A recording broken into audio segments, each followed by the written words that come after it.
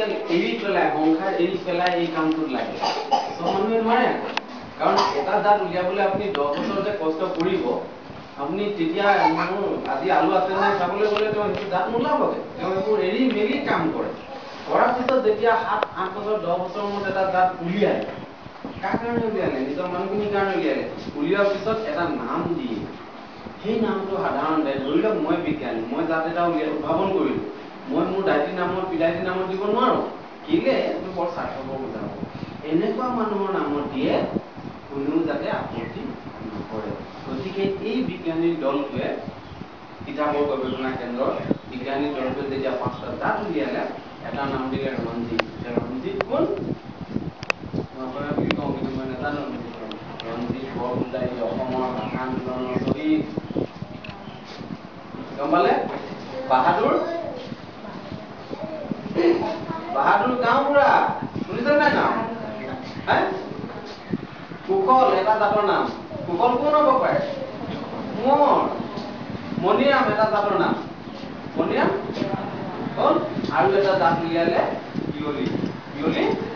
গম পালে এই 5টা ৰঞ্জিত বাহাদুৰ কুশল মণিৰাম পিয়লি এই 5টা জাতক কয় উচ্চ উৎপাদনক্ষম জাত কিয় কয় কল্পনা যদি আপুনি কৰে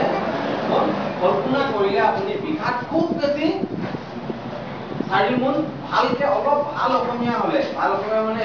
এলেৱা নোহোৱাজন কৈছো খেতি কৰে বাতিও কৰে 5 মোন পাব কিন্তু ৰঞ্জিতটো যদি আপুনি ভালকে কৰে অসমৰ ৰেকৰ্ড আছে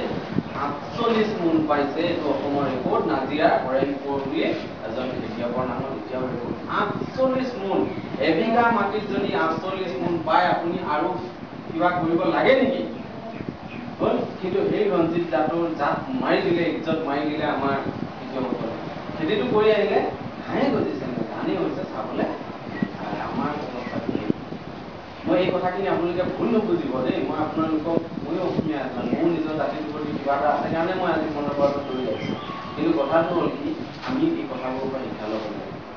এতিয়া এই 5টা জাতৰ নাম শুনিলে আৰু কেইটামান মই কৈ থওঁ আপোনালোকে আমাৰ এইফালে কিন্তু ডিব্ৰুগড় জিলা বহুত পিছ পৰি আছো এইফালে দাঁতকেইটা খুব বেছি অহা নাই আৰু দুটামান কথা আপোনালোক কৈ থওঁ আমি যে বৰা আপোনালোকে চুঙা কি কয়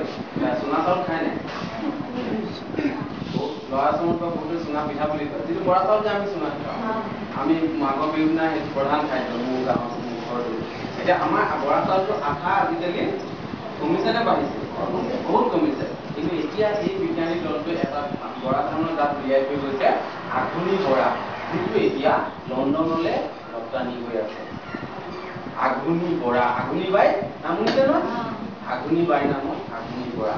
তাৰপিছত জহা ধানৰ উলিয়ালে কেতেকী জহা এনেকুৱা বহুত আছে যদি ভৱিষ্যতে সুবিধা হয় মই আৰু সেইবোৰ কম দেখি নহওক এতিয়া আমি আৰু সেই পদ্ধতিটোৱে আমি ৰঞ্জিত বাহাদুৰ এই যে এইকেইটা জাত যদি কৰোঁ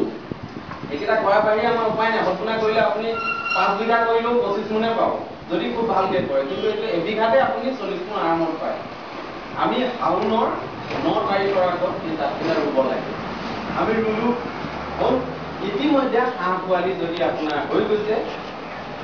তাক যেনে তেনে অলপ ডাঙৰ কৰিলে আৰু যদি আপোনাৰ ধাননিখিনি প্ৰকাশনৰ লগতে সৰু পুখুৰী আছে ভাল যদি নাই এই যিখন ছবি দেখাইছিলো অলপ আগতে যে পুখুৰীৰ নিচিনা অলপ নলা নিচিনা কৰি লৈছে তেনেকুৱা এটা কৰিবও পাৰে নকৰিলেও আপত্তি নাই কিন্তু যদি সৰু পুখুৰী এটা আছে পুখুৰীটোৰ ওপৰত এখন সৰু চাংঘৰ পাতত বিশেষ খৰচ নাই বা আমাৰ সকলো ঘৰত আছে হাঁহকেইটা হাঁহৰো আকৌ জাত বহুত কথা আছে দেই এইটো মই নকওঁ কেলে এইটো ভেটেনেৰী মানুহে ভালকে ক'ব পাৰিব আৰু যদি আপোনালোকে সঁচা কথা কৈছে যদি ভালকে কাম কৰে এনেই ভেটেনেৰী মানুহ